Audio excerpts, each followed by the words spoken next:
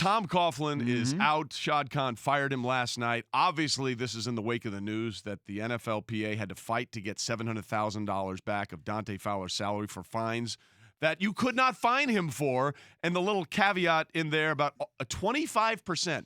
There are 32 teams in the NFL. A quarter of the grievances about illegal fines were involving the Jacksonville Jaguars. And so this was not a surprise in any way, shape, or form when you saw that come out, because the last line in that little note about the NFLPA story was like, you should be thinking about this when you consider where you might want to play. And you just can't have that out there if you're competing on a very select talent pool. Yeah, Shad Khan had said he was going to make this move at the end of the regular season anyway, before this came out about the NFLPA, though that had been going on for a little while. So he said he was going to make this move anyway, but then this came out, and again, very, very quickly, for those who don't know, according to the CBA with the players and the league, you are not allowed to make players go to mandatory trainer sessions in the offseason for rehab.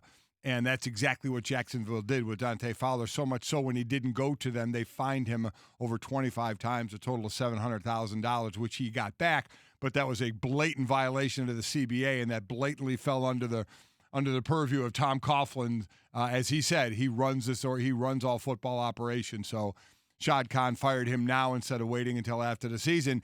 The GM is still there in Caldwell. Marone, the coach, is still there, but you wonder, if they lose the next two games, it'll be 5-11 for the last 2 years after being in the AFC Championship game. You just wonder if it's going to be time to clean house completely. Yeah, this is interesting because it's not like usually when you think of that, you think of a regime that was always together, and the reports that were here said there were reports of internal strife between Doug Marone and Tom Coughlin and the relationship that was strained there. We certainly know Tom Coughlin was the one that had final say in all the football decisions, so as a GM, it's not like you're feeling overly empowered in that.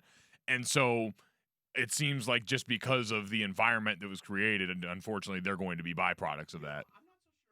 I'm not so sure about that. Turn your mic on. You fair. are a professional. I think that Caldwell has a really good chance to survive. I'm not sure about Marone. Yeah. I mean, Caldwell was the guy that put that team together with all those draft picks and free agents. I mean, he got them to that team that was in the 27 AFC Championship game and had a 10-point lead in the fourth quarter.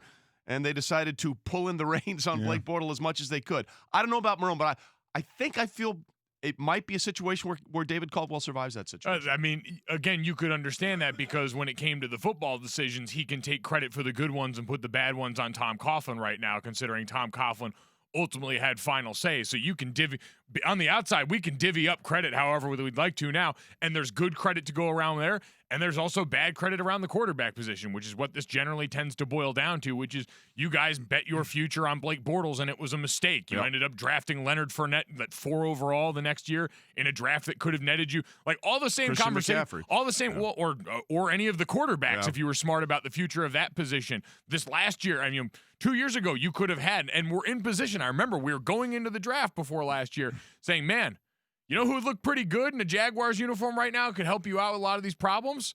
Lamar Jackson. You're going to be right within range of where that guy could potentially pick, and you could go there. And so, like we do with Chicago and Mitchell Trubisky, you can do a lot of those same things with the draft picks later on. Taven Bryan in that draft, as opposed to some of the guys you could have had, like you start to get into a range where, all right, there was 2017, and then there was basically everything else. It'll be, and we can certainly talk about Jacksonville going forward. They only have a little over $1 million in cap space right now, but I think a conversation is about Tom Coughlin. Yeah. Tom Coughlin started as a GA at Syracuse in 1969, got into the NFL. His first coaching job in the NFL was the Eagles in '84.